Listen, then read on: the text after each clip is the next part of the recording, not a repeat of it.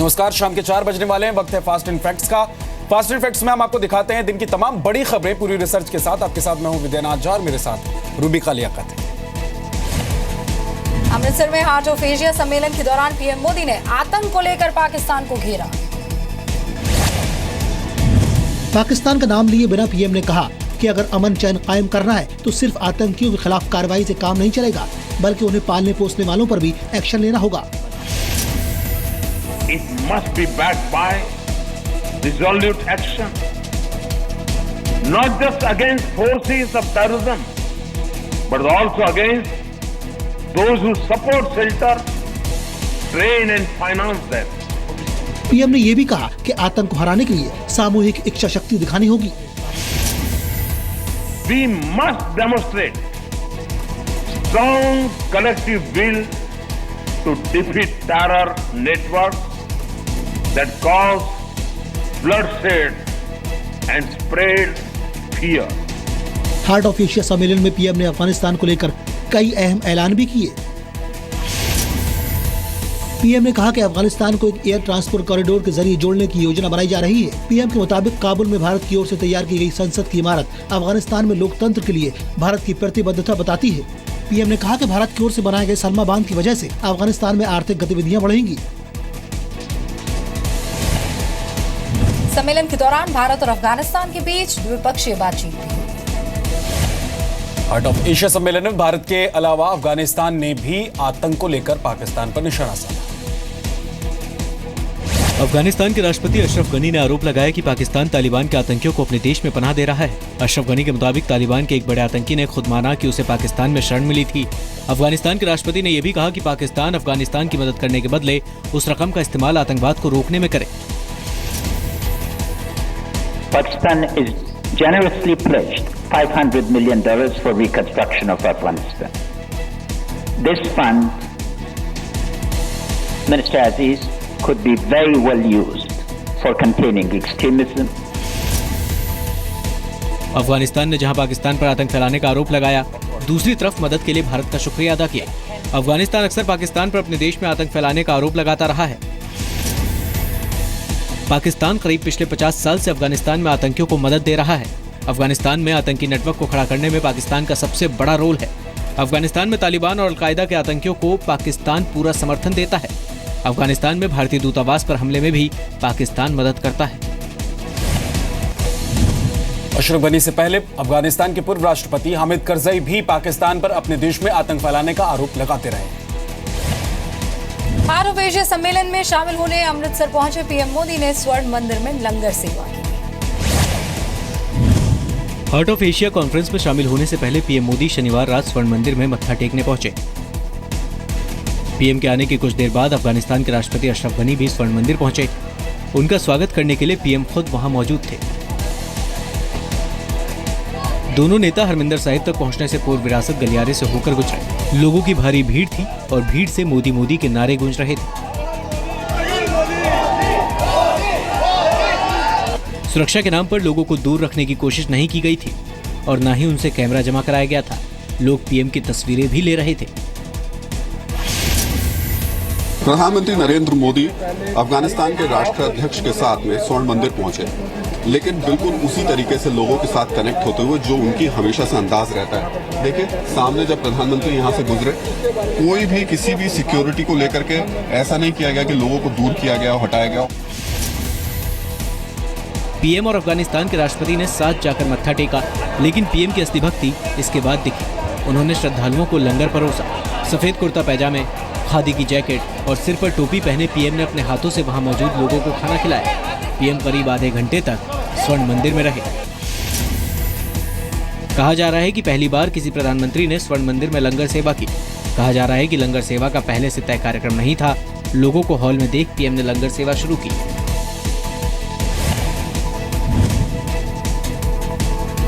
PM ने स्वर्ण मंदिर के विजिटर बुक में लिखा, गुरु भूमि को शत शत प्रणाम।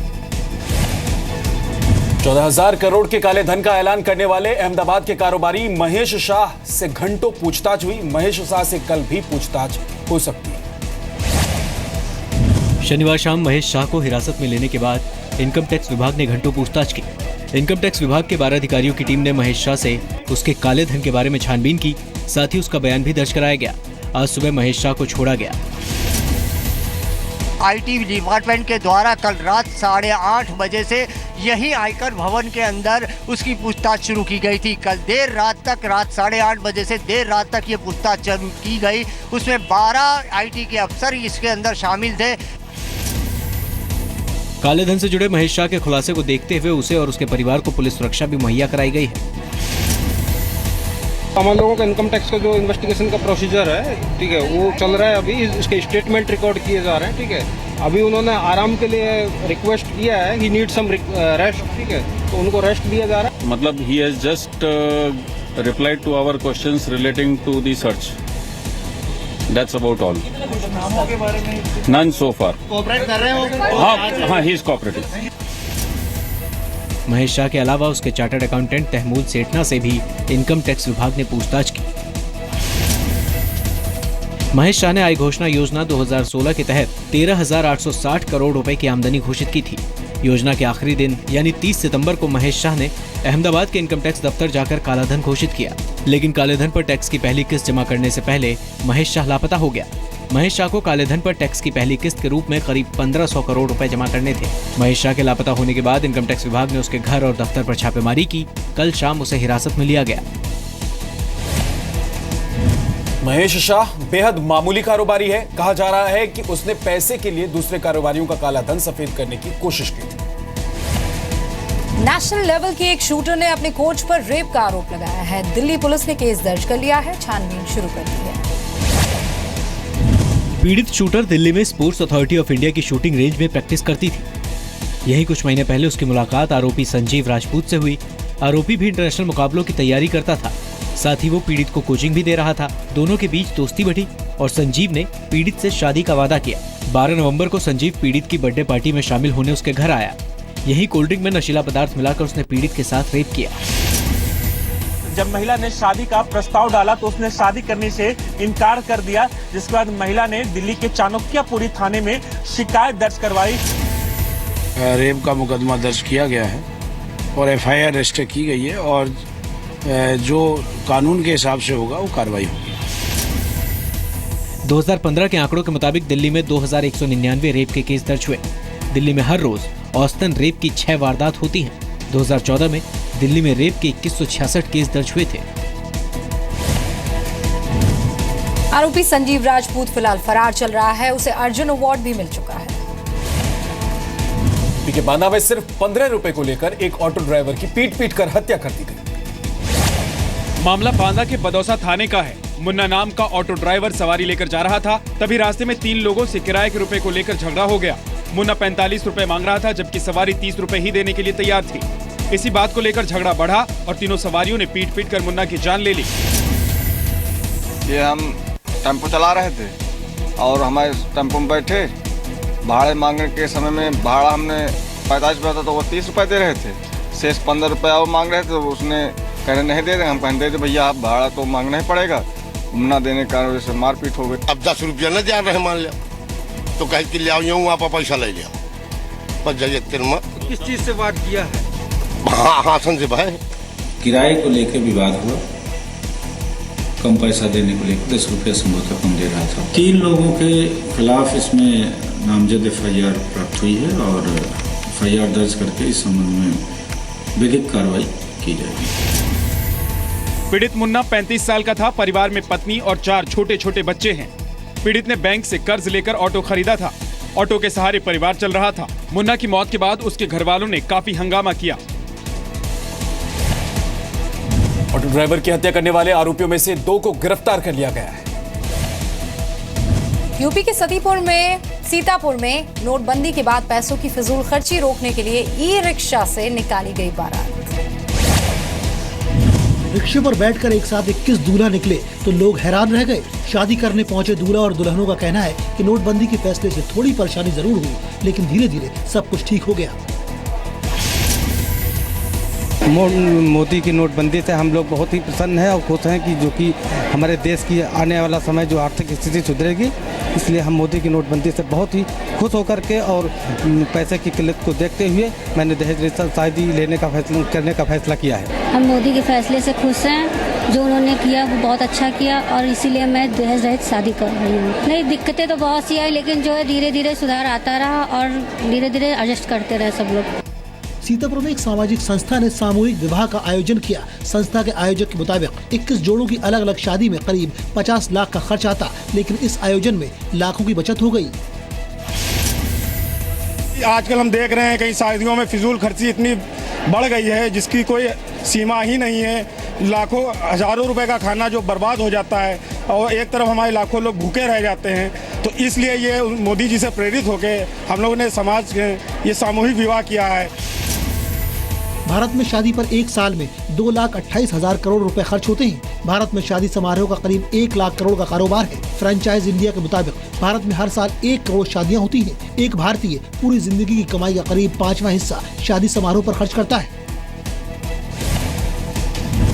सीतापुर की इस शादी में फिजूल खर्ची पर रोक लगी तो किसी ने भी दहेज का लेन देन नहीं किया। यूपी के कानपुर में एक कोल्ड स्टोरेज मालिक ने जरूरतमंदों के लिए आलू हेल्पलाइन शुरू की। नोटबंदी के बाद आलू नहीं बिकने से परेशान कानपुर के एक कोल्ड स्टोरेज मालिक ने बड़ा फैसला लिया है। कोल्ड स्टोरेज मालिक ने तय किया है कि जिन घरों में बेटियों की शादी होनी है उन्हें मुफ्त में आलू दिया जाएगा। उन्होंने जनता को सुविधा देने के लिए हेल्पलाइन नंबर भी जारी किया है। अब जरूरतमंद इन नंबरों पर फोन कर कोल्ड स्टोरेज से मुफ्त में आलू ले सकते हैं। आलू सस्ता होने के कारण किसान लोग हमारे यहाँ लेने नहीं आ रहे हैं, तो हम लोगों ने ये सोचा कि फेंकने की बजाय हम गरीब जनता को दे दें तो वो ज़्यादा अच्छा रहेगा। इनकी शादी के लिए ये आलू हेल्पलाइन राधा कृष्ण की सुना था, उसी के नंबर से संपर्क करके मैं आलू फ्री में आलू लेने आया हूँ। कानपुर में कोल्ड स्टोरेज में आलू रखने के लिए ₹1.25 प्रति किलो किराया देना होता है। किसानों के पास कैश नहीं होने की वजह से वो कोल्ड स्टोरेज से आलू वापस नहीं ले रहे हैं।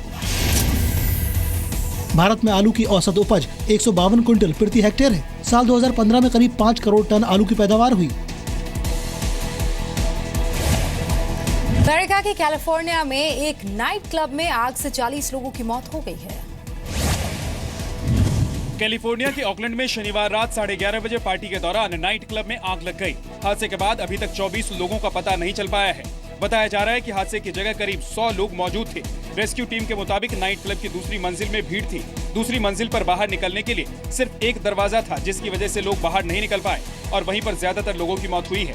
आग कैसे लगी इसकी जांच की जा रही है। हादसे के शिकार लोगों में ज्यादातर 20 से 30 साल की उम्र के थे। नाइट क्लब में आग की घटना पहले भी हो चुकी है। अक्टूबर 2015 में रोमानिया के एक नाइट क्लब में आग से 64 लोगों की जान चली गई थी। जनवरी 2013 में ब्राजील के सेंट मारिया में नाइट क्लब की छत में आग से 200 लोगों की मौत हो गई थी। दिसंबर 2009 में रूस के पर्व में नाइट क्लब में आतिशबाजी के दौरान हादसे में 152 लोगों की मौत हो गई थी। नाइट क्लब एक गोदाम में बना हुआ था और आग लगने की वजह से गोदाम की छत गिर गई। चीन में कोयला खदान में विस्फोट से 32 लोगों की मौत हो गई। चीन की सरकारी समाचार एजेंसी शिन्हुआ के मुताबिक इनर मंगोलिया के उत्तरी इलाके में कोयला खदान में विस्फोट हुआ। बताया जा रहा है कि खदान में गैस लीक होने की वजह से ये विस्फोट हुआ। हादसे के वक्त 181 मजदूर खदान में काम कर रहे थे। इनमें से 149 मजदूर बच निकलने में कामयाब रहे। विस्फोट के बाद मलबा खदान में भर गया, जिससे रेस्क्यू में परेशानी हो रही है। हादसे के बाद चीन सरकार ने देश के सभी कोल माइंस में सुरक्षा का सर्वे कराने के आदेश दिए हैं। चीन कोयले का सबसे बड़ा उत्पादक देश है। चीन में कोयले से 73% घरों के लिए बिजली उत्पादन होता है। आंकड़ों के मुताबिक चीन में हर महीने औसतन 2 कोयले खदानों में हादसे होते हैं।